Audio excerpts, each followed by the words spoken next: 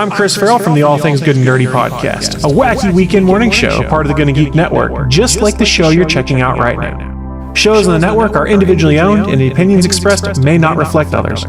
Find other awesome geeky shows over at GonnaGeekNetwork.com.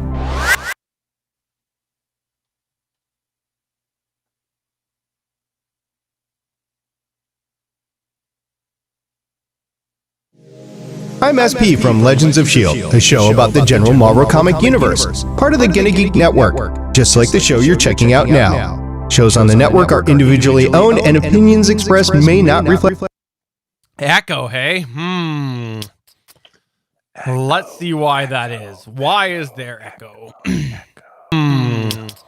that why would just be that is. reverb, Albert. Hold on. Let me, can we just be quiet for a sec here? Test. I heard See that. why That would just be that reverb, Albert. Oh, yeah. Hold. Okay, so there is echo. So why is there echo? Let's find out. Why is there... Because it's karaoke night. Chat room, is it echoing when Steven is talking? Echoing when I am talking. But people heard echo when I was not talking. Well, that's what I was asking. When are you hearing echo?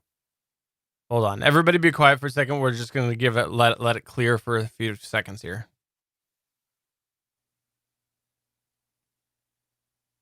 We're just going to second.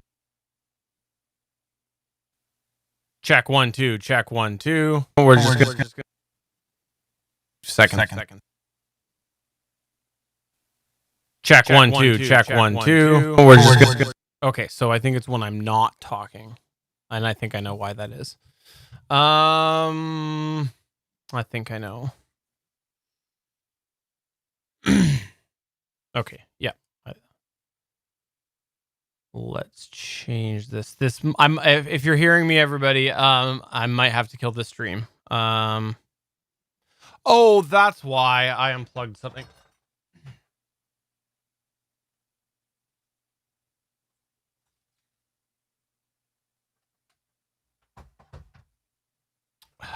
About that. This might freeze up. Let's find out here. Did it freeze? It might be freezing. Okay, let's see. Did that fix it? Check 1 2, test 1 2, test 1 2. Check. Okay, let's see. Did that? Now I'm echoing. Now I'm echoing. Why am I echoing?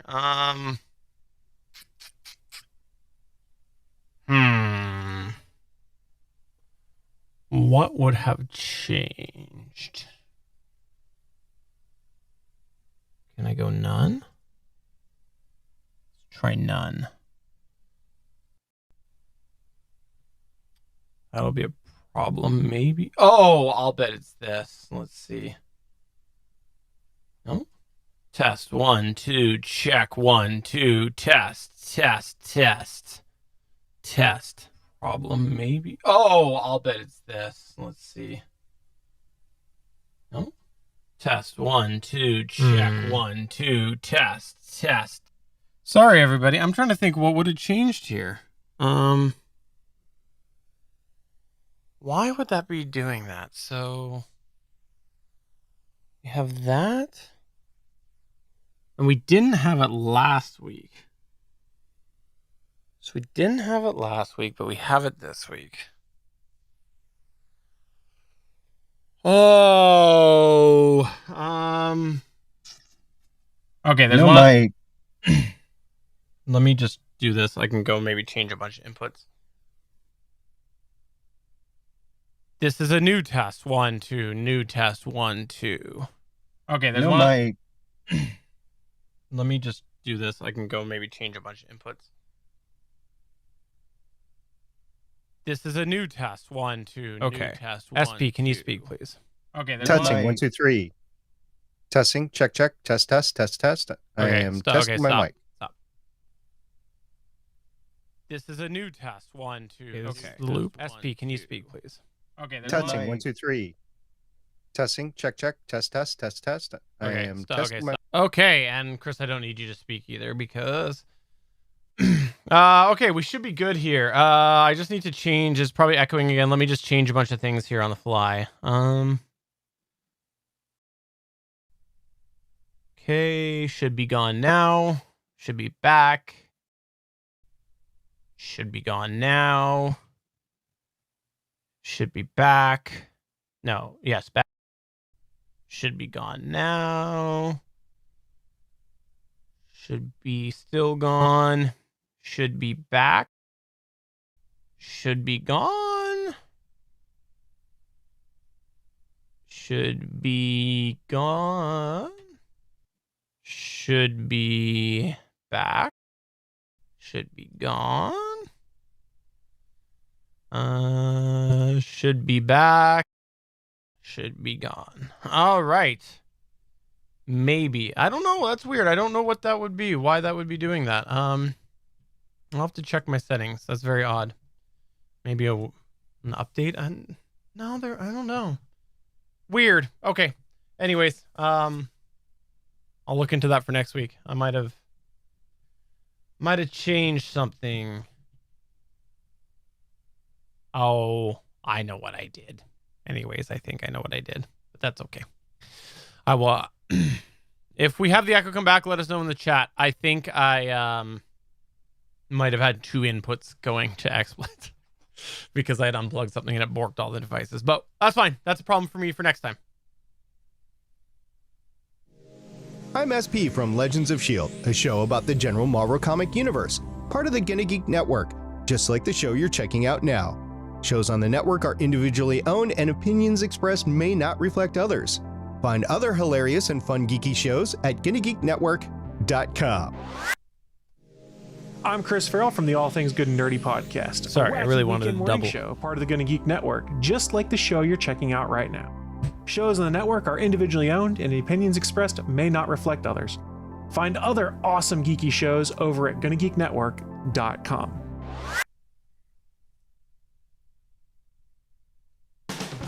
This is the official GonnaGeek.com show. Each week, we run down the latest news and happenings in the world of geek.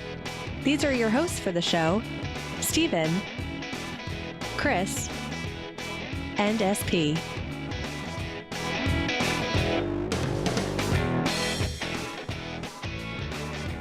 Welcome to an all-new episode of the official Gonna Geek Show. I am Steven, and with me, of course, is the wonderful Chris Farrell.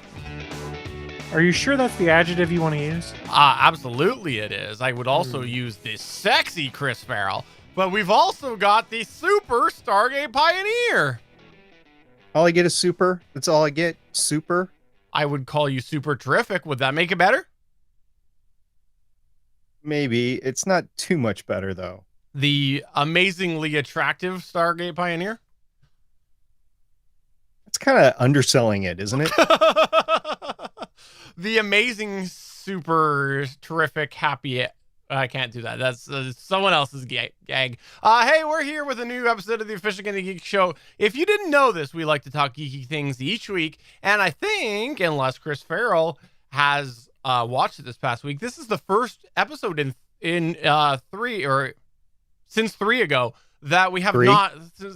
This is 3 ago for the audio listener. I'm holding up 2. That we're not starting off talking about the Snyder Cut. So, Chris, I hope that you watched it this last week so that we can talk about the Snyder Cut again. You're a funny guy, Steve. You're a real funny guy. I told somebody I watched the Snyder Cut at 2.5 times speed, and they said, you should never watch something at a faster speed than it's meant to be consumed. I'm like, well, then I would never watch the Snyder Cut. What are they talking about? I consume this show at 10x every week. Yes, it's not really true. Consuming. That's just like, I just burn it into my brain that way. Unfortunately, by the time I edit it and preview it, it basically works out to be like 0.2 times speed. I've heard it that much. That's how ingrained it is in my mind. So we should all talk really slowly for Steven this week, right? Stargate Pioneer? Like the DMV worker in Zootopia. I love this plan for tonight. So now for those who are listening on 2 times speed, I was going to say you'd sound normal, but you were so slow you're still going to sound drunk, which is fine. Who says I'm not? Don't judge me. Fair I make my enough. own life decisions. I do have Bailey's in the house. It may or may not be in this cup. All right, well, let's go ahead and move on to the news.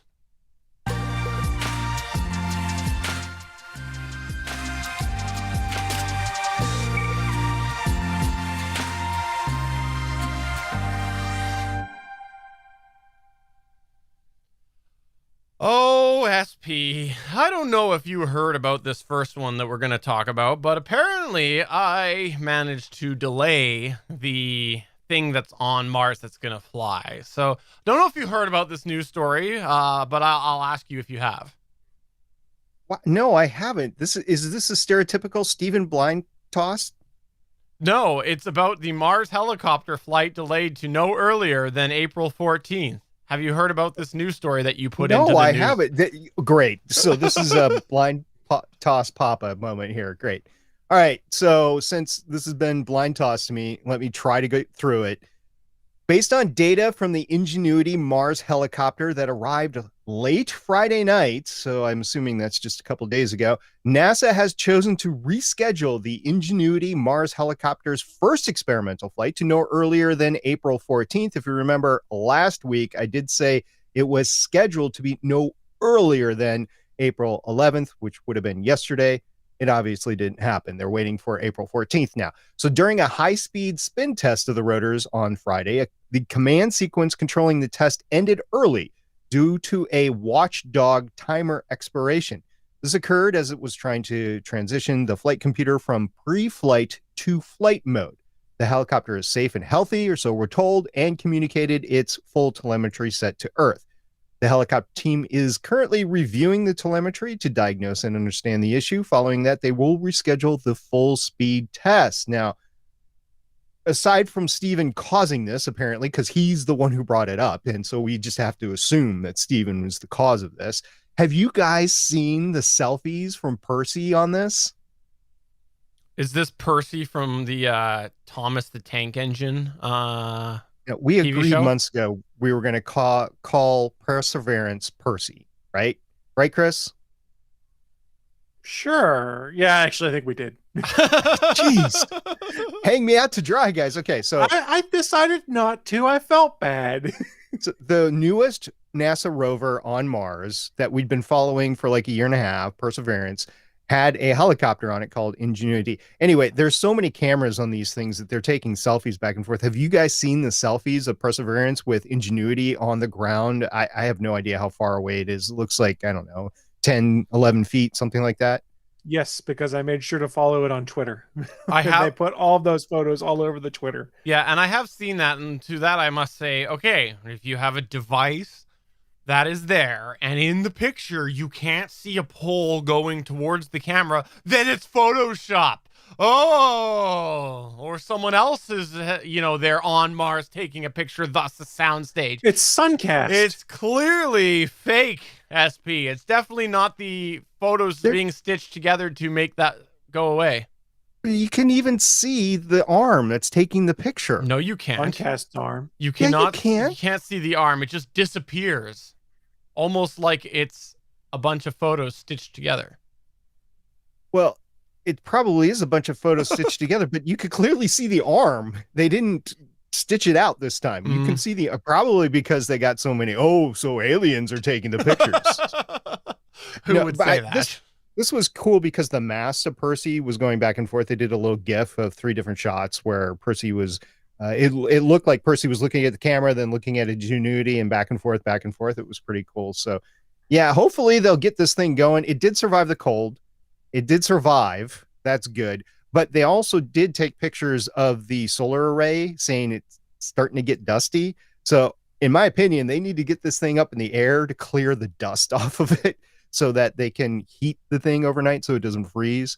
which would be bad. And then we lose the helicopter. Now, remember, we're only supposed to get 30 days out of this. That's the plan anyway. So if they make it to 30 days, it's a success. It's a success. And if they make it beyond that, then it is just bonus. And we've seen bonus coverage before with like Spirit and Opportunity and everything. So to date, so far, that has landed successfully. We've gotten extended coverage on. So we might get flights that extend at least until the next Martian winter.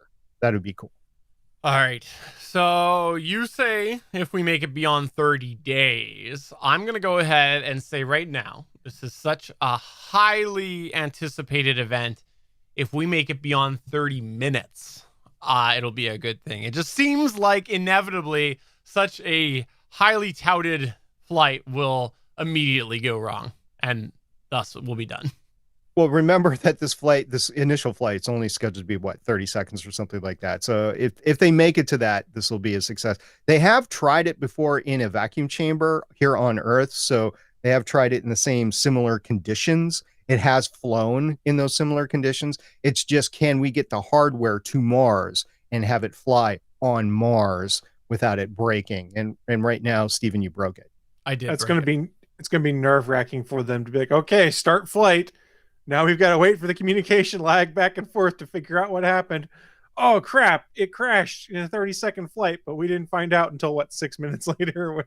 So, yeah, that's an interesting point. If it flew yesterday, they would get live stream data from the Mars mission today at 3 o'clock Eastern. I believe it was 3 or 4 or something like that. So it would take a full day for the data to get to us, and we would know for a day later. And they were going to regress. They probably still will if the flight occurs on Wednesday, which would mean we would get the data on Thursday. I think they're still planning on live streaming the data coming in, which is pretty cool. It's just remember when I was talking about getting the data back from Voyager 1 and Voyager 2? It's just like that. It would be live streaming it, and it's cool and neat, but you don't get into the ones and zeros until you can actually regress the data. So we won't know a lot of the specifics for hours or maybe even a day or something like that after the first flight. But this is the first flight on another planet. It's pretty neat. Can you imagine the anxiety, though? Be like, okay, push the button. Oh, God, now I got to wait 24 hours to figure out whether the damn thing crashed or not. Steven, remember the first time you pressed launch on your controller? I do. You mean my last time that I pressed launch? Yeah, your first and last time, yeah. And that's how he took a propeller to the knee. No, when you press that launch button, Steven, there's a certain excitement that goes with there. And it's like, oh my gosh, is this thing going to crash? Am I going to lose $1,000 or $1,500 or whatever you spent on your drone right now? And in this case, it's billions of dollars, basically. Yeah. In the chat, Kent, by the way, if you didn't know this, live viewer or live listener or wherever you're checking us out after the fact, because I'm assuming you know this if you're live. But hey, we stream this live on Mondays at 8:45 p.m. Eastern time at geeks.live. And we do have viewer Kent in our chat saying, how do you get lift in a vacuum? And I'm assuming he's not talking about this. He's talking about getting lift in a vacuum cleaner. It's very important that you get lift in a vacuum cleaner. Otherwise, the vacuum doesn't work. Right. You have to suck the stuff up and lift it. Well, actually, funny enough, it's similar principles. So anyway, the surface of Mars is not a vacuum, but it is very, very reduced pressure. So that's why you have to go into a vacuum chamber. In order to test things, you have to evacuate a lot of the pressure to get to the point where you're at the pressure of the surface. So it's not necessarily a vacuum, but it's very low pressure. And they have tested it, and it has flown there. And if you want, there's plenty of videos on it on the NASA website. Well, thank you for keeping us up to date with this. This is really exciting. And hopefully, by the time you listeners are listening to this, it was a successful flight, because we do stream this live on Mondays. That's what I was trying to say. Let's move on to the next news point here, which I believe is moving on from current technology, which is robots on Mars, to steam train engines. Toot toot.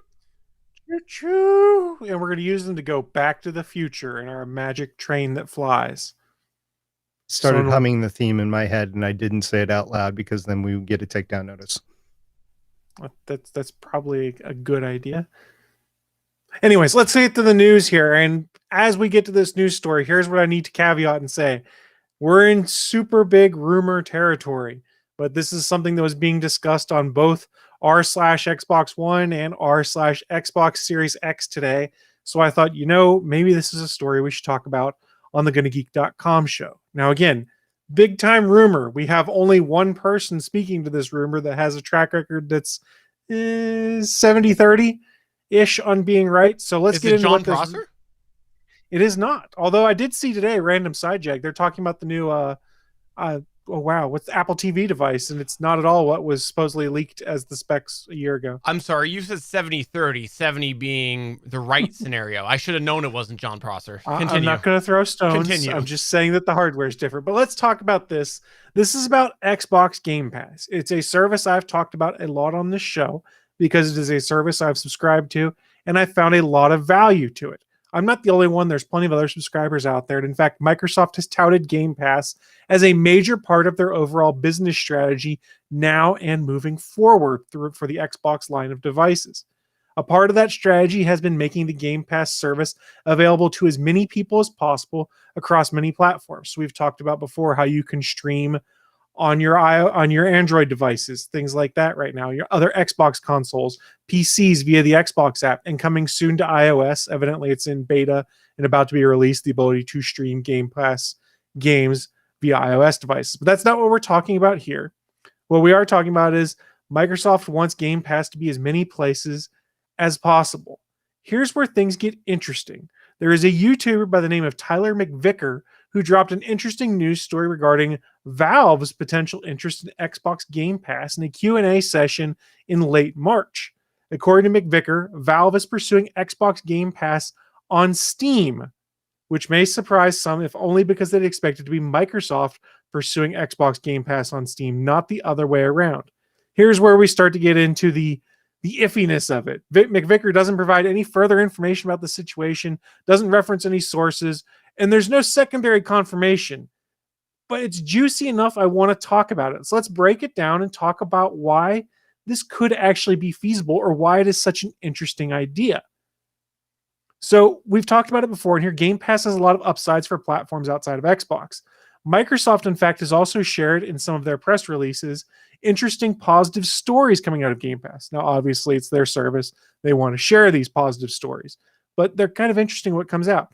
We know that Microsoft has greenlit games that millions of Game Pass users might play because they know people play through Game Pass, whereas they might not have gotten a traditional release and then struggled. So you've seen a lot of new indie games coming straight to Game Pass upon release because they can get a set amount of money from Microsoft, get support from Microsoft, and it's playable to all Game Pass subscribers on day one. I'm very surprised how many new games we've seen come direct there. In fact, the most recent was Square Enix put Outriders out there on day one. It's a multi-console, multi-platform game.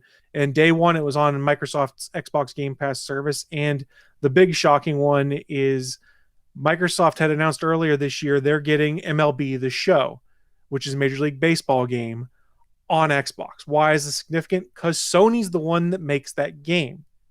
What we found out is because Major League Baseball kind of forced Sony's hand and said, we want this on multiple consoles. But what became even more shocking then in Microsoft's Game Pass plans is on day one release, it's on Xbox Game Pass for both next-gen consoles and last-gen consoles, which is a huge move and goes to show a lot of the power that Microsoft is giving this service by trying to put a bunch of games there. Where it gets more interesting to Steam, perhaps, is that Microsoft says Game Pass subscribers play more games, play more diverse games, spend more time playing games, and more importantly, spend more on these games after the fact. Because if you're not aware, not all of these games necessarily stay on Game Pass, but even if they do, you don't get DLC and things like that. So there's a lot of people that find value in playing the game and going, man, I had a lot of fun with this. Since it's part of my Game Pass subscription, I'll buy the DLC and start playing all of these things that come after the fact with story packs and the like. This is why Valve might see the benefit of Game Pass. And Microsoft, might see it beneficial to get it out to Steam because it's more hands on the product. If this is the case, it's probably a matter of them reaching some kind of financial benefit financial agreement where both platforms are going to find some kind of benefit. That's the hard part, obviously, because everyone has a different cut that they take of money used to purchase games, DLC, things like that. it could be interesting. We know Steam has a lot of users. Microsoft would love to get Xbox Game Pass in front of those users. And I think that we're starting to hear rumors that Steam likes the diverse types of games that are there, and it also keeps people playing games on PC. It's a very interesting move. I don't know that I necessarily believe it's going to happen, especially with Xbox touting their Game Pass on PC service that they have for some games. But it would be really cool if we somehow found a way that Game Pass went to Steam and you could play your Xbox games on your gaming PC via Game Pass on Steam. I think it's a dream. I don't think it's ever going to happen, but I think it's really cool to talk about. And I think it more importantly goes to show that Game Pass has become a differentiating factor for Microsoft in this current generation of consoles. Why? I'm excited. I think it's a cool idea. Although we might be in the territory of, like rumor mill, like Google canceling unilaterally the 5A. We might be in that territory. However, it's in 2 countries now, Steven. So it's canceled in those other countries. However, why would Microsoft be interested in this? Because I thought you mentioned that the Xbox app was being redone so that you could access your Game Pass stuff through xCloud or something like that. So why would they be caring about Steam? This wouldn't give them any extra platform. Here's why I could see them being interested in Steam. Is there are a ton of people that play only through buying their games on Steam and occasionally through other services. If Game Pass gets integrated into Steam, it makes it so much easier for those folks to be like, oh, what's this? I have to be a Game Pass subscriber. If you can subscribe through Steam and everything goes through that Steam portal, then it's a lot easier for some folks that are PC gamers only to start partaking of Game Pass games through that portal. That's where the money sharing agreement would become problematic, because if they subscribe through Steam, how much of a cut is Steam going to take? Right. Or can they subscribe outside of Steam but then link their Steam account to be able to play that way? I don't know that it'll necessarily happen, but go and look at like some of the concurrent user numbers on Steam on like a weeknight when people are playing games. There is a boatload of people that are playing. So if you're looking at that and you're Microsoft, you go, well, if we can get 4% of those people to subscribe to Game Pass, we're talking millions of people that are potentially signing up to play. Okay. 4% is probably an over-exaggeration for that millions comment, but you guys get what I mean. Yeah, that makes sense. Not sure the financials work in the consumer's favor by going this route, because we've seen Microsoft start to go a certain way with like all of their subscriptions and their big revenue for the Xbox and whatnot. So I don't know that this would pan out benefiting the customer. It depends on how prices would differ, things like that. Like I said, I don't know that this is necessarily going to happen. It's a rumor that someone said on a YouTube Q&A, and there's no secondary confirmation, anything like that. But it brings up an interesting conversation point of, well, if they did it, why would both companies be interested in it? And what would that mean going forward? And I think it continues to show that Microsoft's plan is to eventually get away from selling hardware, really. Yeah. It's to, you have all these devices already. We're going to actually build a cloud gaming service that arguably works better than most of the others I've tried right now. I know you would be really, really interested, though, if the rumor was that this was going to happen through EA Origin. I know that would be your huge... You love EA Origin, don't you? Well, I don't even know if that service is still going, but they did have issues with rootkit stuff. But it gets to an interesting point there of, if they were to partner with Steam, would then other services out there like Epic Games Store and things like that want to also partner with Microsoft to make it so that Game Pass games and the Game Pass stuff is playable through there?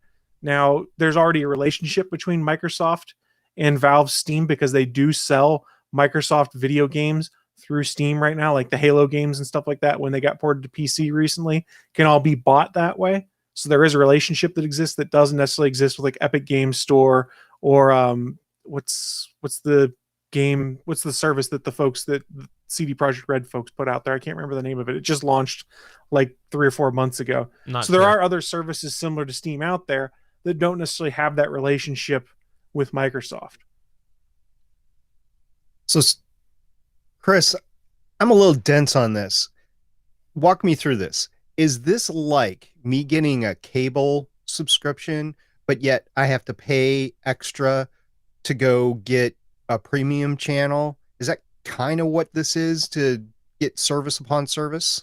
So Steam's a free service. You can sign Okay. up, anyone can get it. You can purchase games through it, and it's basically a service that sells you games and then has a launcher that puts all of those games in one place. My understanding of what they were theoretically trying to do here is to integrate Game Pass into the Steam launcher so that you could search for a game. It would say, hey, this is on Microsoft's Game Pass service, or you can buy it for, say, $30. And if you're subscribed to Game Pass, you just have a button that's like literally launch, All right. because I'm subscribed to the Game Pass service that's effectively linked to my Steam account, is what we'd be talking about doing. All right. Sounds like an interesting plan. I mean, anything to get more subscribers. Right. And that's where Microsoft's play would be, is they want more people to subscribe. And as they've shown, they don't care what platform you play on as long as you subscribe. I will be sad the day that the console makers go away, because I have had consoles all the way back to Atari 2600. You know, I skipped a lot of them and I came back with the Xbox 360, and playing a game to me has always been, even though I have done limited computer gaming, but it's always been console gaming to me. If I'm going to do video games, it's console gaming. And when those consoles go away, that's just going to be a sad day for me if what you're saying is true. Yeah, and I don't know that they'll 100% go away. I think we'll get to a point where they're trying to push everyone most of that platform, and they'll still have to make a dumb box of some kind. Yeah. But how much horsepower is actually in that box will be a different story compared to what we have today, I think. And again, a lot of this depends on broadband rollout and things like that to make it more feasible. We're not there yet. I agree. And I think it could even be another level where maybe the controller is the device that's connecting to your Wi-Fi network, and then, you know, something, you're going to an Apple TV channel or something like that, right? You know, that's Google Stadia.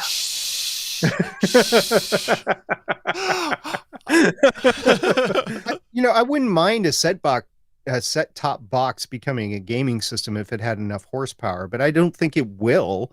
I think you're going to need some sort of gaming computer. Maybe a tablet could do it. I don't know in the future. But the problem I have with gaming computers is there's not really a standard one out there. You really have to build your own to get the better performance.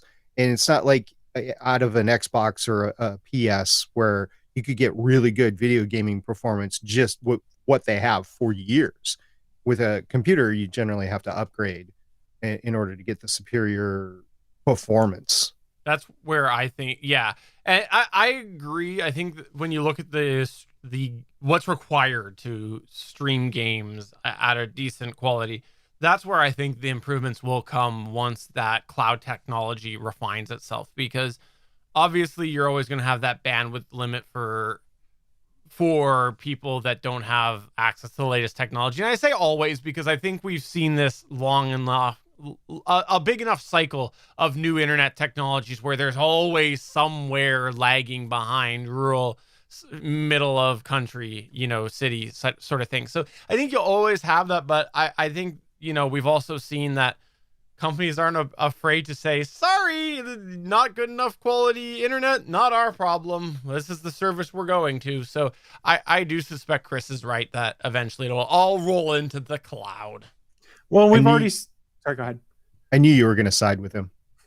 I knew you were going to side with him. Well, I could have sided with him and also brought up the fact that, you know, we've talked about the fact that Chris once on this show said something about never owning a PS4 and he owned one. But I also could have brought up the fact that SP once complained about the fact that Xbox was working to remove all the disc playback, and he had a big soapbox moment about that. And now he has recently confessed that he is pretty much going digitally and slowly getting rid of all of his discs as well. So I could have brought that up as well.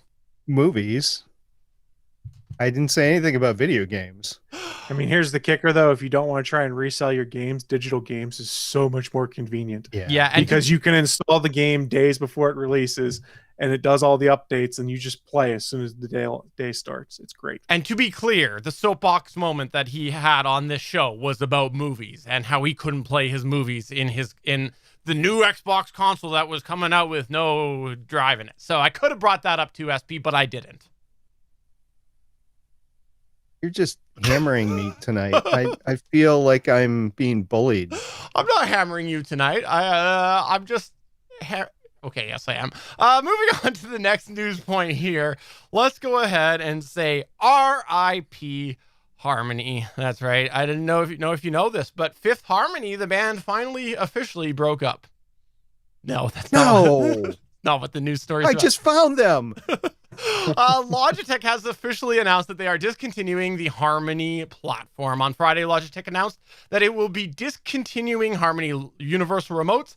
This has been speculated for many years. On a blog post posted on the Logitech website, they said, quote, while Harmony remotes are and continue to be available through various retailers, moving forward, Logitech will no longer manufacture Harmony remotes, end quote.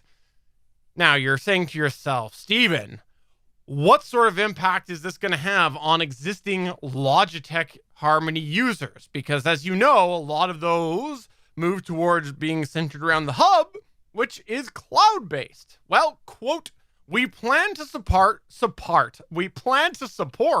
our Harmony community and new Harmony customers, which includes access to our software and apps to set up and manage your remotes.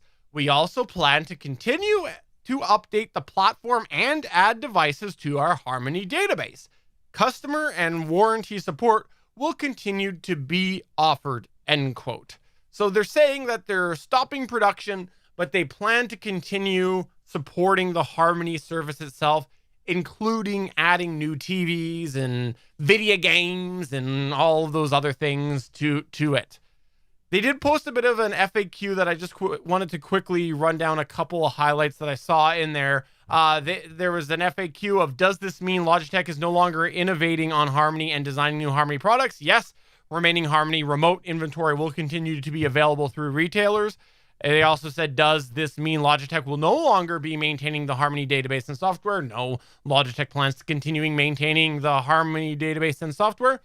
Also on here, I use my Harmony with Alexa and Google. Sorry, I just said it. Will the integrations with third parties change? The decision only impacts the manufacturing of new Harmony remotes. We plan to continue to offer service and support. And then they specifically said, will my Harmony remote be impacted? When? There should be no impact with existing Harmony customers. We plan to continue to offer service and support.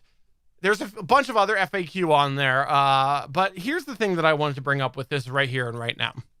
If I remember correctly, Logitech bought Harmony. Harmony was an independent company. To me, there's probably still a little bit of demand in here because, I don't know, if you go and you look at comments all over the internet, you're flooded with people saying that Logitech Harmony still continued to be cream of the crop when it came to universal remotes. While the demand has completely gone away, like to where it used to be, because a lot of people are getting away with the universal remotes that come with Fire Sticks or with their cable provider, there is still a demand for people who want something a little bit more advanced, coupling things like Apple TV and other devices. For me personally, I love the fact that I can control my Xbox easily through the remote when I just want to put a movie, a Blu-ray disc into there, because I also like Blu-ray discs, SP. So I really like the Harmony, and there are many people out there expressing that they are very sad this is going away. So here's my theory. They want to keep supporting it till someone else comes along and wants to buy the existing platform and maybe develop it in their own way. So that's my theory on this. Let's start with USB. I thought of that too, but there's just no longevity in it. Why would somebody want to pick this up? When have we seen this be a successful business model in smart home products, where a company sells what's remaining of their software business, which was based on hardware, and then it gets picked up and then move forward? It's just maintained until it goes away. And I don't see any economic advantage of Logitech keeping the Harmony, the My Harmony software available for too much longer, because there's no profit in it. Before you respond to that, Chris, I just wanted to post something in an article on The Verge. I had seen in here, because they'd sort of analyzed the sales aspect of it, there's a paragraph in there that said Logitech's business has boomed during the coronavirus pandemic as people worked and schooled in home. In January, the company reported its third quarter sales were up 85%. So this is up 85% to over $1.67 billion. In the big pictures of big corporations and big things, being up 85%, if we extrapolate back to where they were pre-pandemic, which they'll probably go back to at some point, that's not a huge book of business compared to where I would have expected for a big company like Logitech. So I don't know that when they fall back to that level, that someone couldn't make, like, I think the right offer to buy Logitech Harmony might not be that much money, because obviously they don't do astronomical amount of sales with those numbers. They've been trying to sell Harmony for years and no one's wanted to buy it. It's the worst kept secret out there. It's been like 3 or 4 years where they've kind of been hemming and hawing and shutting down some SKUs because they're trying to find a buyer and nobody's wanted to buy. And the kicker is, it's arguably the best universal remote control thing out there on the market. And there's other people that tout things like, oh, you can use your cable box remote. Yeah, you sort of can. Or you can use HDMI CIC, which when it works, actually works all right. But everything is a little different for those that aren't aware when it comes to Logitech Harmony. They group things by what is called an activity. So you have, if you have a touchscreen one, basically a button where you can have watch TV, play Xbox, watch a movie, and you hit that, and then it knows what inputs to flip everything to and brings up the right devices, and then your remote works for those. Most of these other smart remotes we have, you're kind of toggling back and forth between a couple hard buttons on there to change what your remote controls, or using HDMI CIC to use your TV remote to control, say, the volume on your surround sound. And then when you want to play Xbox, you turn on your Xbox via the controller, and HDMI CIC flips all the inputs. So the stuff is sort of there, but none of it really works the same way Harmony does with activities. And it's kind of a bummer to see it go, because for people who have more complex home theaters, this is still at the center of things. Because, like, for instance, I've got like 5 or 6 different devices plugged into my amplifier, or to my central box rather. And the easiest way to handle it was to use my Logitech remote, have everything programmed. So you just hit a button, or you tell one of the smart assistants in the house, watch the Shield TV, and it flips off your inputs for you, and you never have to worry about it. Now, I totally get where Logitech's like, look, we're not making a bunch of money on this, we're going to shut it down. I hope someone decides to buy it, but I don't think it's going to happen. And then I also have my reservations as to what does it mean, say 5 years from now, when they go, hey, we're tired of supporting these services for Logitech Harmony. Are they going to put out some final update that basically makes it so that your devices can stay in their current state and don't have to phone home? Or there's some way you can download software that has the current codes and things like that, or open source it so other people can maintain it?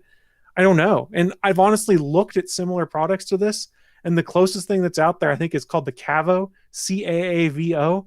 And it's okay, but it's a subscription model. So either you subscribe per month to use their service, or you buy a lifetime subscription for like $150 to make this box work. Now, trade-offs are, it does like search, and you can say, I want to watch the Avengers, and it'll know what devices you have. It'll search, bring it up on its own screen, and say, you can watch the Avengers, and you pick, it automatically flips your inputs and starts playing it on, say, your Apple TV. It's a really cool service, but it's not the same as the Harmony. And I think for most consumers, it doesn't matter. But for people who are the power users with the big home theaters, this is a problem. And we're all kind of going, oh, what do I do? Yeah, and the other thing that I really like about it is I do have one that has the touch display on it. And one of the things that that allows me to do is my main sound that I have for my TV is just a simple Bose surround bar. And that for some reason has an automatic timeout where when audio is not coming through it shuts off, and I can't disable that.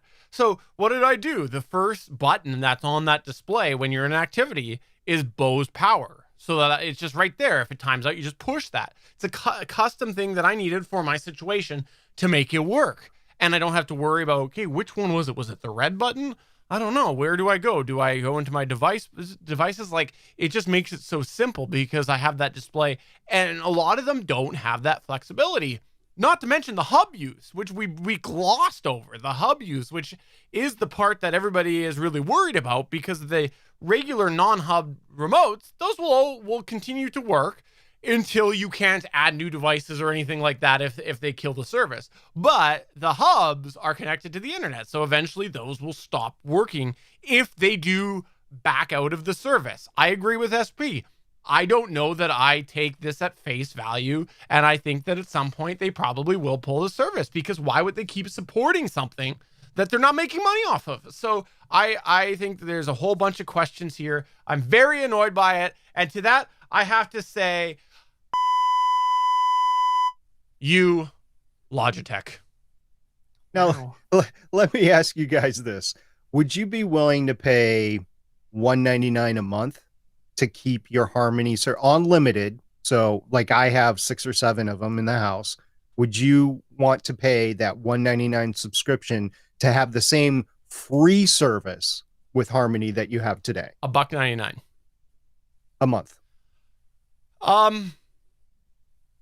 I would if I could still get products. Now, that's the thing, is I can't get products. But hypothetically, let's say I could get a replacement remote, because right now my remote is on its last legs. But right, same here. Let's say the replacement is like $350. Yeah, I've looked. Yeah. I know, and let's say that inventory was still available in some degree. Yes, I would pay $1.99 a month.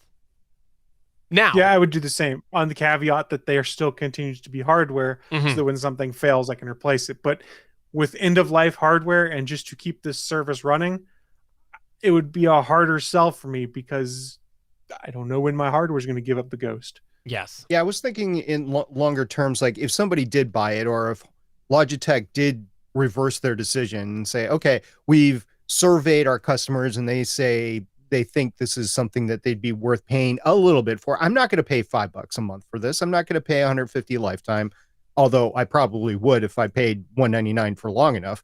But I will pay $199, maybe even $299 if they threw some extras in there, like you were talking about, Chris, with like searching specific things. Because when I integrate my stuff with my Amazon home devices, it's telling me I can start doing that sort of stuff, but I haven't really trusted it, so I haven't gone through with it. But I like the integration with the home services. Yes. I like being able to control my entire home theater. I like when I'm on the treadmill or I'm on the elliptical, I can use those activity buttons on my remote to just press one activity and boom, whatever I want comes up, and I don't have to worry about turning on and off 10 different things in order to make sure it happens. So I do enjoy my Harmony experience. I've enjoyed it for a long time. Same here. Long time. I would pay for it. I honestly would if it was available. But like you, I do have concerns about end of life hardware, because if my stuff breaks and I'm still paying $199, it's like, oh, whatever. I'll just go over to Cavo if it's still available. And I have no idea what the Cavo rates are. Yeah, I don't remember what they are, but if you're interested, it's caavo.com. It's the Cavo Control Center.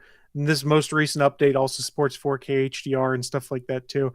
I thought about getting one to play with at one point. I just didn't want to have to rewire my entire setup, which is what that would require. And the laziness factor comes into play. I'm just going, I don't know that I want to do that. Yeah. I can make things work as it is. It's just inconvenient if the Harmony goes out of the loop. Yeah, I'm going to have to use multiple remotes again. I've kept them all. They're all without batteries because I didn't want batteries to go bad in them. Mm-hmm. You know, how they'll leak out crap. Yeah. So I am just reliant on the Harmony remotes right now on all the different things. And I have one in my workout room. It's not a big workout room, but it's a workout room with a 5.1 surround sound in it. I've got one in my downstairs living room. I've got one in my great room with my big TV on it. I've got one in the bedroom and one in another bedroom. So I guess that's 5. I thought I had 6, but I at least have 5, and I would like to continue using them. Well, I guess we'll see what happens in the future, and hopefully someone at some point saves us, even if it's end of life begging Logitech to make it open source. Yeah, I just don't see who's going to make money coming in to save it. No. And who's going to integrate it with the Amazon and the Google devices? Yeah. Well, time will tell. Well, let's go ahead and move on to SP Space Symposium.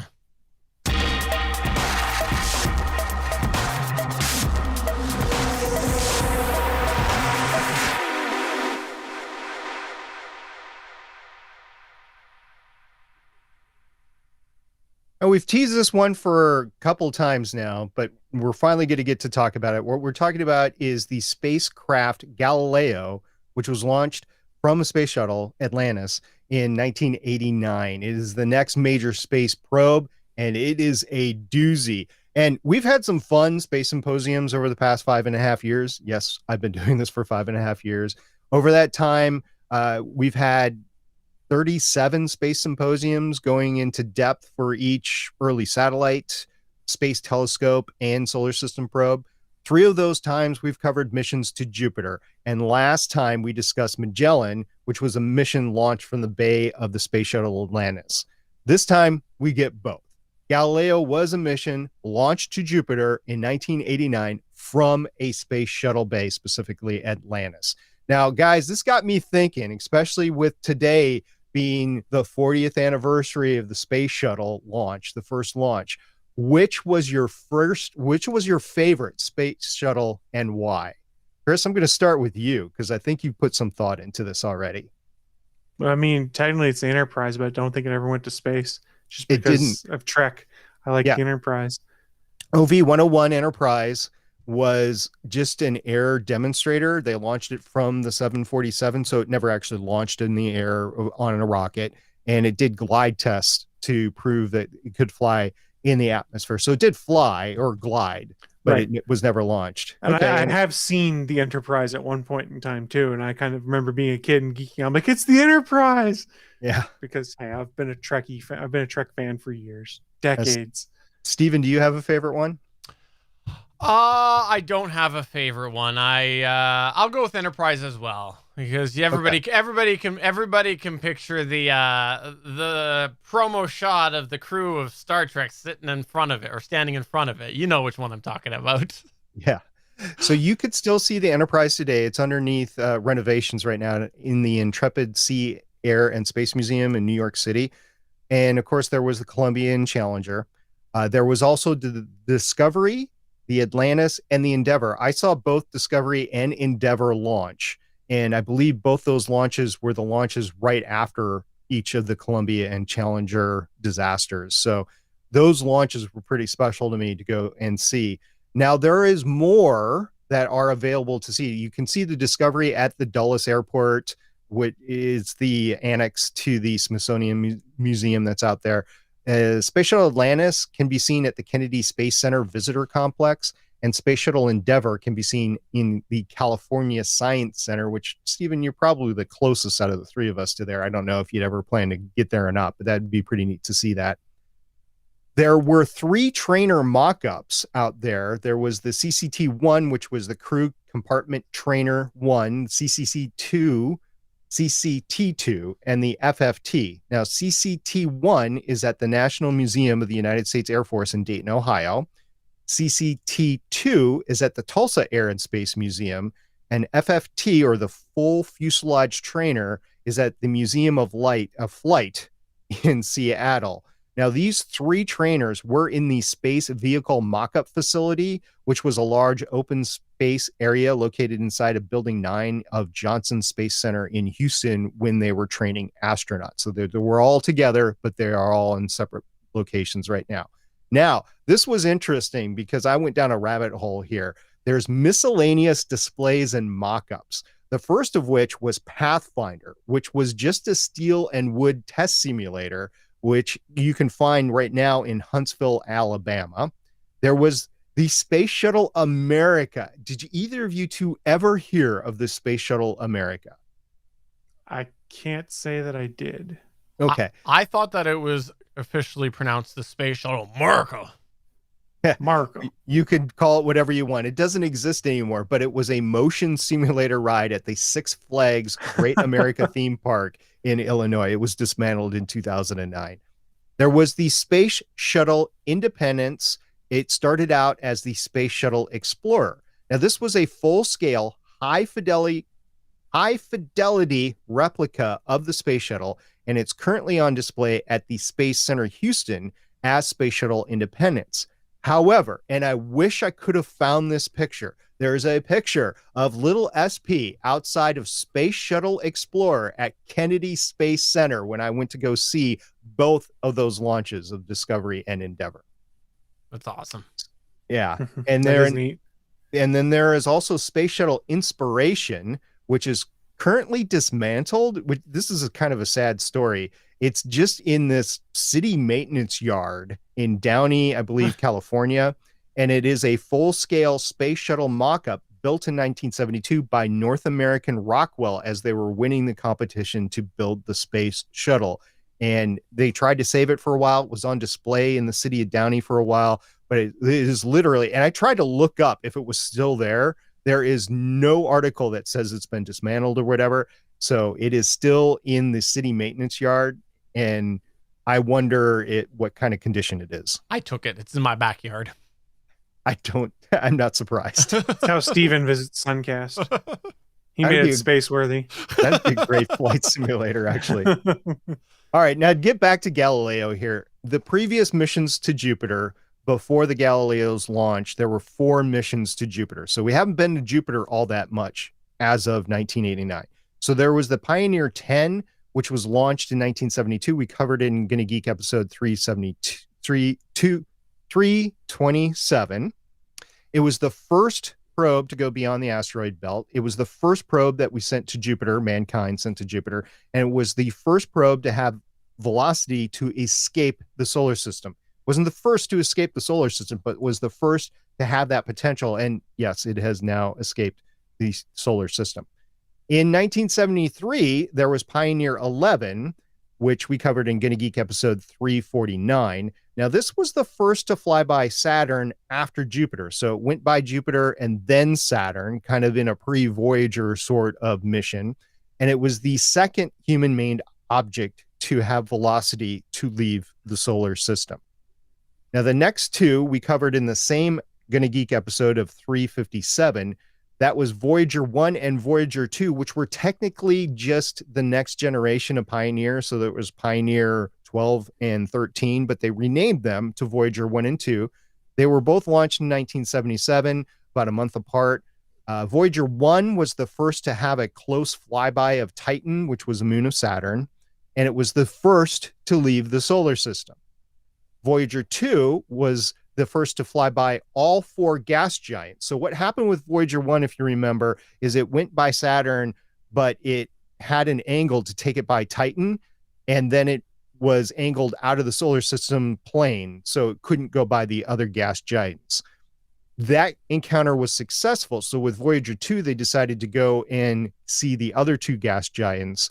So it was the first to fly by Saturn, Jupiter, Neptune, and Uranus.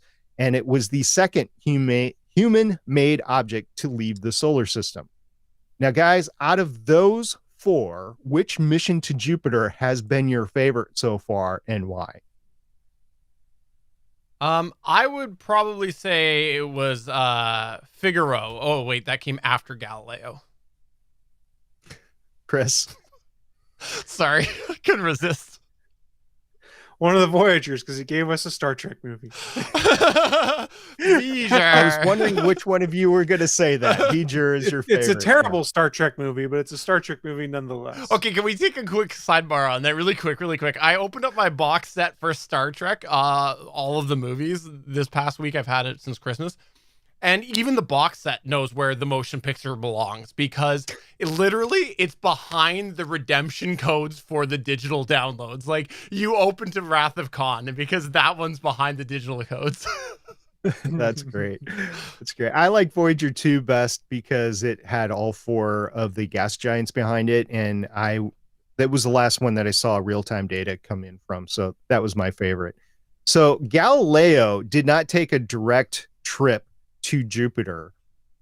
It had a roundabout way to get there, but before we get there, let's get into some of the specifics on it. It had a mass of 5,640 pounds, or if you're Steven, 2,560 kilograms, which is roughly 2 Cybertrucks. So this was a big boy going out there. It's the biggest probe that we've talked about so far.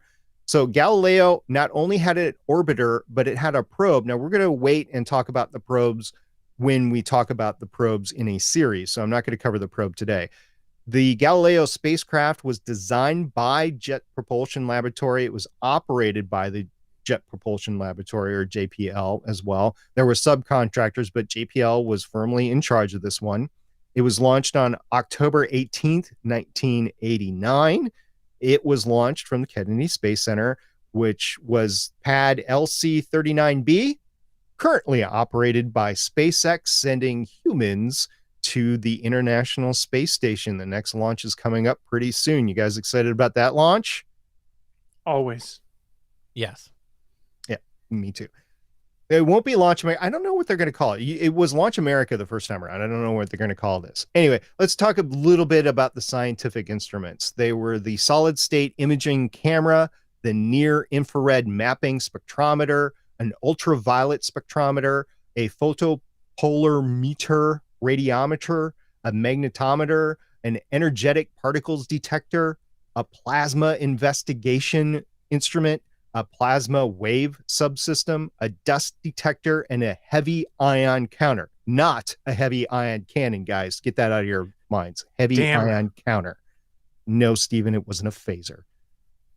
So just to skip ahead, the end of mission, or the last date of contact, the spacecraft entered Jupiter's atmosphere on September 21st, 2003, and that was to prevent contamination of a newly discovered saltwater ocean beneath the ice of Europa, which is a moon of Jupiter. They didn't want to contaminate Jupiter, so they flew the spacecraft into Jupiter. Now, my question is, what if you contaminated Jupiter? Okay, fair point. Okay. Now, the trip to Jupiter did take 6 years. This is a long road trip. It went from Earth to Venus to get a gravity assist. It then went by Earth to get another gravity assist. Not once, but twice. It did an asteroid encounter, which was the first encounter of an asteroid with a spacecraft. The asteroid was called Ida.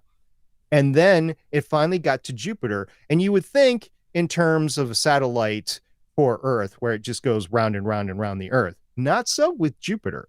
Because of so many rings and moons, the orbit was huge. And the orbit took so long that the spacecraft, while it was on station there for 8 years, only made 35 orbits. So it was going in and out. It went close and then far away, close and then far away. But the close was not exactly close to Jupiter. Now, remember, Jupiter's got a big gravity pull, so you don't want to get too close. Otherwise, you're going to get sucked in. Plus, you have all of the debris that is in orbit there with the rings, as well as the dozens of moons. We're not going to talk about the dozens of moons, but the dozens of moons in Jupiter. So that was a 6-year road trip. You guys remember your longest road trip that you've ever been on?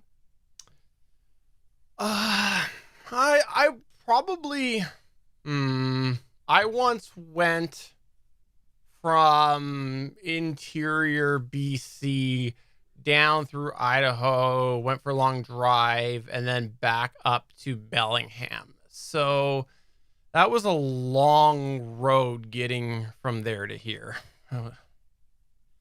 It's been a long time. Yeah. And we're glad we're finally here. Yeah. Okay. Chris, what was your longest road trip? Longest road trip is probably when we lived in Colorado Springs, then driving back to Wheeling, West Virginia. Do you remember how many hours that took you? Just out of curiosity. Not off the top of my head. It was a longer trip, but the way my dad always handled it was we'd get up at 3 a.m. and Mom and I would sleep in the car, and he would just power mainline coffee and power through. This might not be the longest road trip we took as kids, but it's got to be close. Friday afternoon, Dad comes home from work and he says, "Hey, the guy that was going to go to this conference in Portland, Oregon just backed out and I get to go instead." When is this? I have to be there Monday. So we decided within the span of like 12 hours, we went out and got the camper service. We got one of those Starcraft pop-up campers, the same type that you see in the Brady Bunch, right? So we had one of those. We had a 1977 Caprice Classic, I think, back then. And we I remember my mom packing in not suitcases, but laundry baskets and put the laundry baskets into the seats in the camper to store them in the camper. I mean, we got the camper service, we got the propane, whatever, and we were out the next morning. It took us from Minneapolis, St. Paul to Portland, Oregon, 36 hours. Wow. To go all the way across with a 6-hour layover in Billings, Montana. And I got a whole separate story from that because not all of us got 6 hours of sleep. I was too young. I wasn't driving really that much. I did drive actually on the way home. Anyway, it was a long trip. That was the longest singular road trip I have taken. Wow. But I can't imagine a 6-year road trip. That would be just outrageous. That's crazy. And I'll bet though, when your dad was talking to friends about doing that long trip, people were probably saying, "You can't do that. That is way too long in a short time." And he probably said, No, they're not gonna hold me down no more. No, I got faith of the heart. I'll bet he said that. So for those that don't know, Stephen has been constantly quoting the Enterprise theme song from the TV show Enterprise, Star Trek Enterprise. Okay. We're going to move on from the road trips right now, and we're going to talk about the orbital mission of Galileo. And it started on December 5th, 1995. It gathered a tremendous amount of information from Jupiter and the entire system. It's called the Jovian system. And unfortunately, not all of the information was sent back because the deployment of the high gain radio antenna on board Galileo, it went awry. So it was transmitting on secondary antennas, not the main antenna. So we did lose a lot of data that was going to be taken, but because it operated so long, we were able to get a lot of data. So these are some of the scientific discoveries that Galileo had. It became the first spacecraft to orbit an outer planet. Now, we had spacecraft that went to Mars and to Venus before, but this was the first one that had one of the gas giants that it was orbiting around. It completed the first flyby of an asteroid, which was originally named Gaspra. Later, it was renamed as Ida.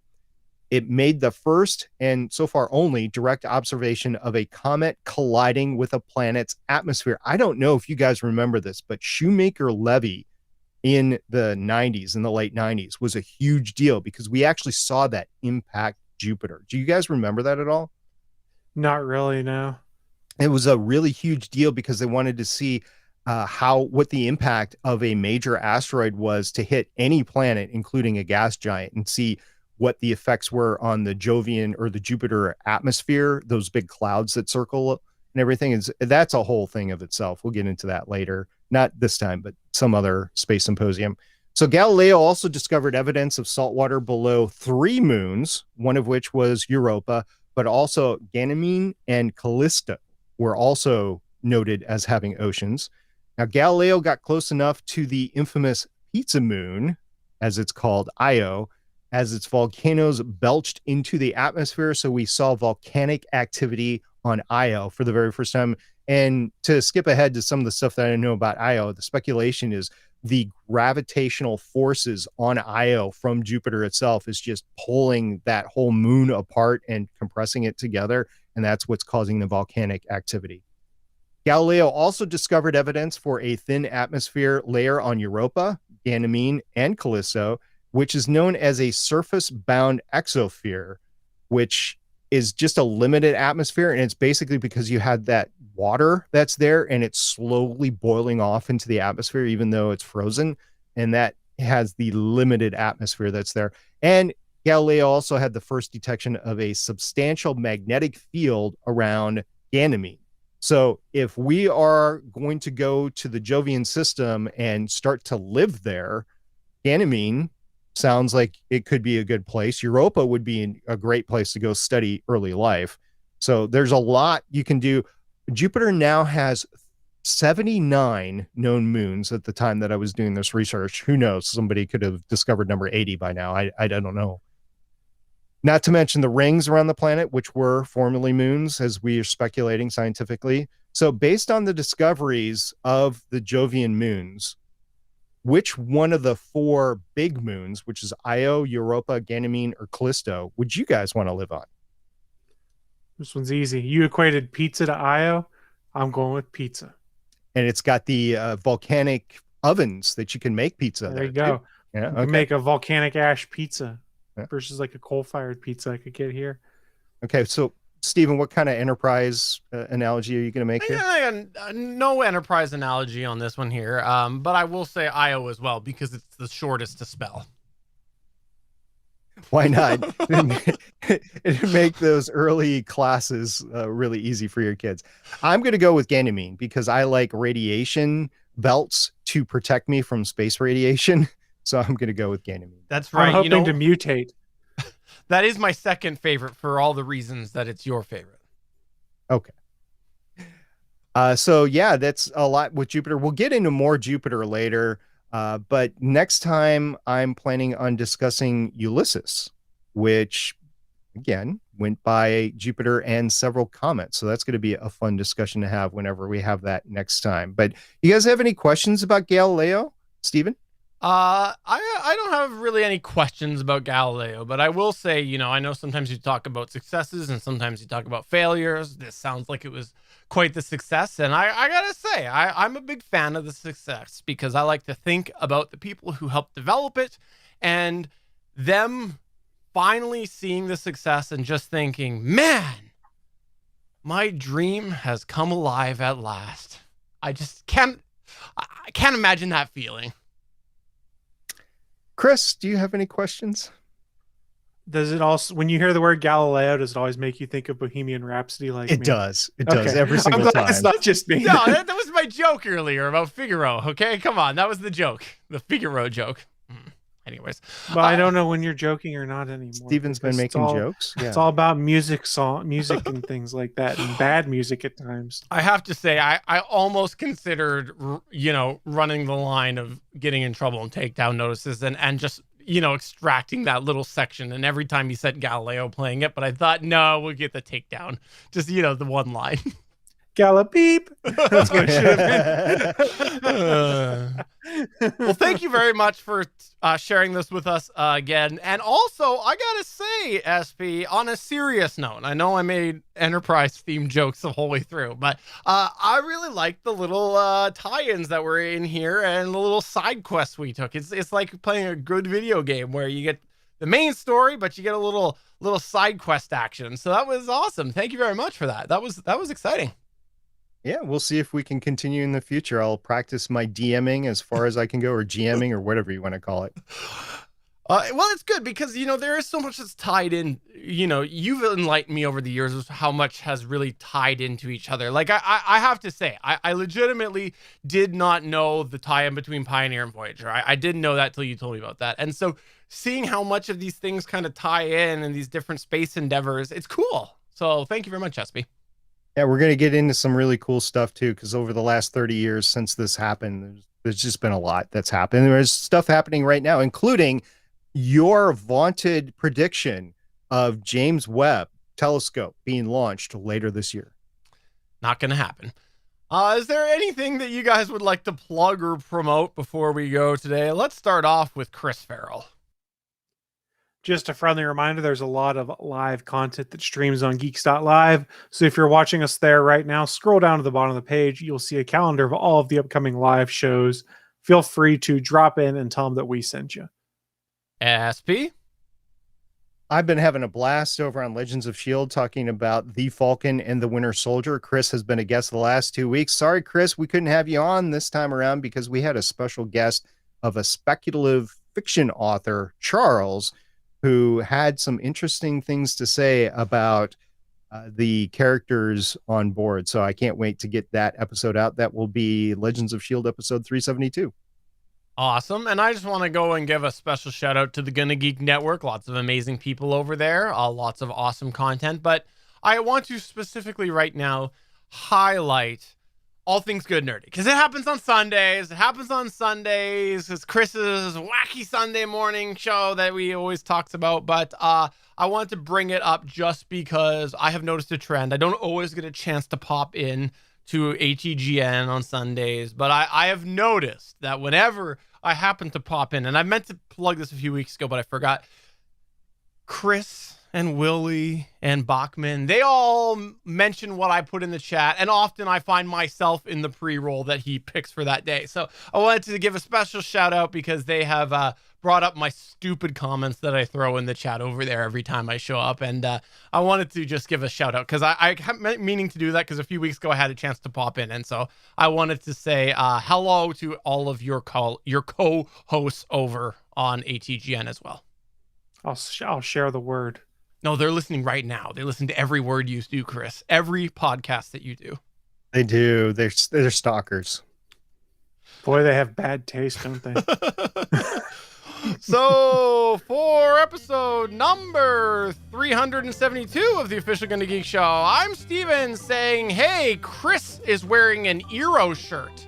I want an Iroh shirt. I'm SP saying, I hope you guys... Sorry, go ahead. I'm SP saying, I hope you guys are having a great week. We'll see you next time.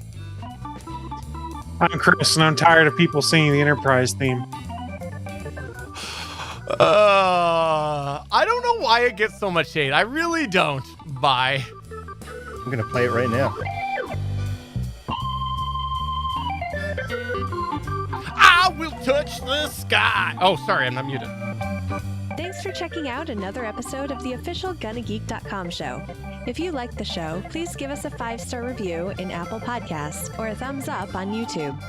You can always join us for our live recording sessions, which stream Mondays at 8:45 p.m. Eastern at www.geeks.live. And remember, you can find our full back catalog at GonnaGeek.com/show. If you're itching for more geeky content, check out other shows on GonnaGeekNetwork.com. Voice work was by Emily Prokop of the Story Behind podcast. That's it for this episode. We hope to see you back again next week.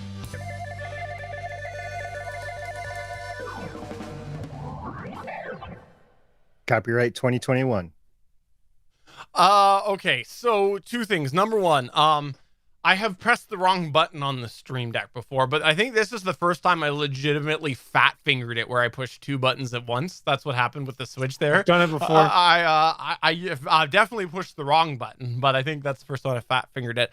Secondly, Albert's rewatching Voyager. I gotta say, in my most recent rewatch of Voyager, it ranks way higher than I ever placed it in my mind. Like, you know, there's like, I don't know that my order would really change per se, but like there was a massive gap between the series and of where I had Voyager, and it is way higher in my mind than I did, and I could probably make a case to rearrange it with a couple other series, but I'm not going to talk about which order I like right now until I've finally done my Trek rewatch, which is really a slog. I might have to just like 2 times speed TOS. I am still in season 1 of TOS. I cannot, like, I can do one episode every few weeks. Those are some rough ones It's to go through the early. You know what? I'll say it right now, and I should say it in the show.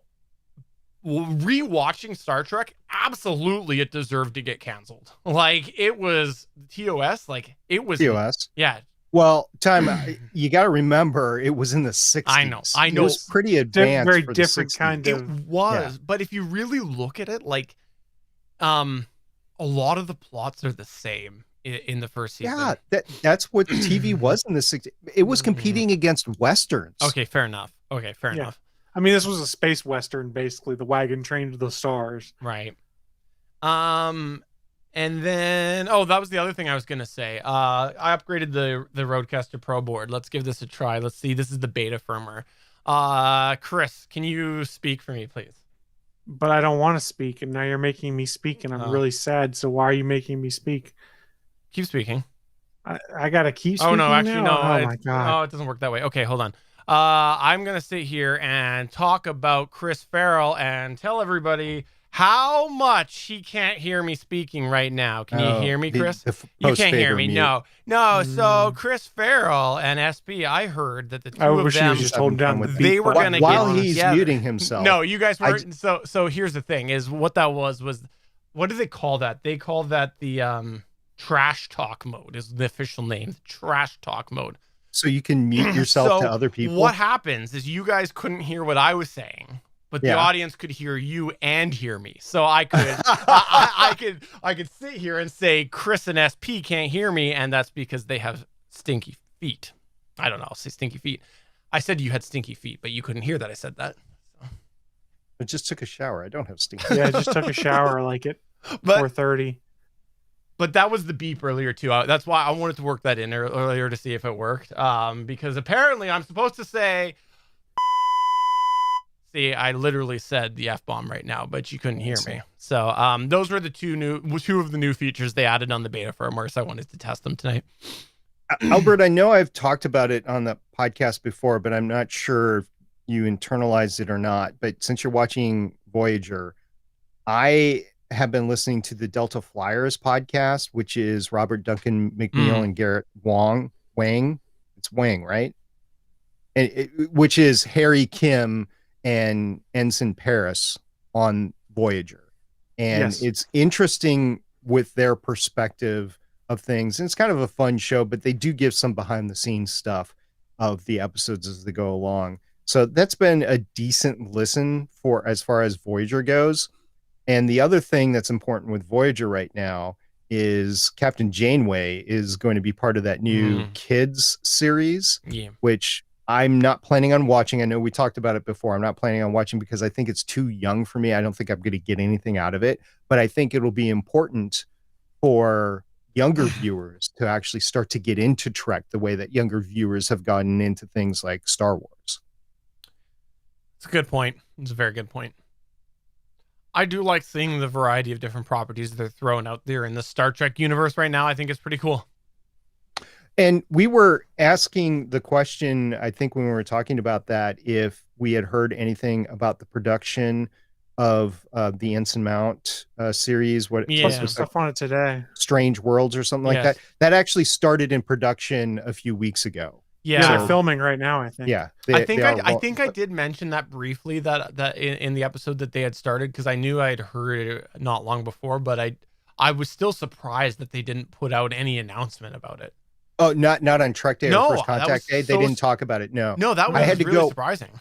Yeah, Yeah. while we were talking, and I believe Chris even mentioned the fact, or maybe it was you, Stephen, mentioned the fact that we were still podcasting and the day was still there, so we Yeah. didn't know if another announcement was going to come out. Still, to my knowledge, no announcement came out, but I went back into the news and I confirmed that they had been filming for a few weeks before that. They might have not had anything to release at that point. You know, when you're in the initial stages of filming, you might not have anything firm that you can give out, and I just don't think they had anything. Albert's talking about how since he's enjoying Voyager, CBS and Paramount probably won't remaster to HD. That's because they didn't film on film, right? No, they did. I thought. I know they did I with. know I know they Voyager did with did. TNG. Oh. So I assumed they did with. That's right. What it came down to, and this is actually really interesting. There's been discussion on it. Is they did it for TNG, and it didn't sell like they hoped it would. So they went and looked at it and said, "Well, if people aren't going to buy TNG, and when we spend all this time and money to remaster, it's not going to be profitable to do it for Deep Space Nine or Voyager." So yeah, you'll probably never see it happen unless they can do just the same kind of thing we're seeing with like 4K AI upscalers. So they basically just run it through an AI upscaler and call it a day. Discovery Enterprise wasn't filmed on film, right? It was digital, I believe, Yeah. and it was an HD to begin with. So Yeah. What is though potential for all of these is that we might get AI to the point that it does most of it okay. Like if you look, there is some. do it on a Shield, NVIDIA Shield. Yeah, exactly. So Yeah. if you have a look, there are a bunch of different fan videos of both DS9 and Voyager where they've gone and they have used AI algorithms, and a lot of the guys have been doing it so long that they've gone and they've learned a lot, and they've gone, no, let me redo my first version, and it's way better. So like I think eventually true upscaling might get to the point that we don't necessarily need it to get past SD. We just need, it'll be close enough. They've done it on Babylon 5 also. There's a lot of fan videos showing that. Although HBO out of nowhere dropped the HD remasters Babylon 5 on HBO Max. And everyone was like, where the hell did this come from? We weren't expecting that. And it's actually pretty good. Yeah. It's one of the things that I have a little tinge to myself about Stargate SG-1 that I'm watching in the background. And one of the reasons I'm watching in the background is you can watch in the background, but also it's in 4:3 and it's the old SD. So on a big screen, it doesn't really look all that great. So it's a good background watch, but it's so unfortunate. It's not like the years of when I was growing up anyway, where you had like I Love Lucy or the Brady Bunch or syndicated shows, Little House on the Prairie. And I know those are all like juvenile type shows or stupid entertainment shows. But I remember being able to watch those in syndication. I don't think you're going to be able to watch a lot of the shows from the 80s and 90s in syndication anymore that are sci-fi related because the graphics and the presentation just does not hold up. Look, go back and rewatch some of those things like you're talking about. Andromeda, the graphics don't hold up. Hercules and Xena, like you can still enjoy their campy and they're fun, but boy, those special effects that they did in there didn't hold up great. They're great to watch on a tablet or on a smart device in your kitchen as you're cooking. And Chris, I know you do a lot of that. Mm-hmm. It'd be decent to do that because it's like in the background and you're not watching it on a big screen or something like that. But to watch it on a 65-inch or bigger screen, it's rough. It's really rough. And one of my favorite all-time space operas, Robotech, that is really rough to watch because it's pixelated cartoons in 4:3 in SD. It's hard. Yeah, I think that's a really good point that you do bring up about trying to watch old stuff on new quality. It's well, thanks. And like you were saying with TOS, it is hard. Those stories now are very hard to watch. Mm-hmm. It is because as forward thinking as the stories were at the time, they are not in line with current mainstream thinking. Yeah, and there's some really cringy things too, like there isn't any of the Treks. There's cringe moments. That's true. Especially in an early run of TNG, there's a lot of cringe in there too. Yeah. They didn't find their footing until season 3 of that show. No, Best of both worlds. Deja Q is in early season 3 too, which is great. Anything with John Delancey though is great. I'll watch anything he's in. Yeah. Well, thanks everybody for coming on by. We'll be back next Monday for another episode of the Gonna Geek Show. If you want to come by tomorrow for better podcasting, we will be here at 8 p.m. Eastern. On Sunday again is ATGN and Legends of S.H.I.E.L.D. Check both of those out. Bye.